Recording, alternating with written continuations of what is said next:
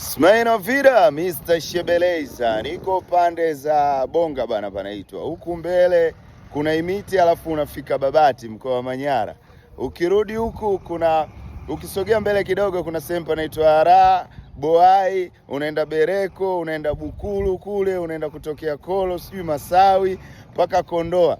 Lakini unaweza ukashuka Mneni ya Masange, Pahi, Kisese, Disa, Sauna, Ara, eti unashuka kule chini hata Maongo, Kikore, Madege. Lakini kuna wanangu wa Kondoa Chemba bana kule. Wanapaita wapi kule? Soya Mrijo, Kidoka, wapi kwa Mtoro, Farukwa, Ovada, kuna kule Sanzawa, tunatokea wapi tena?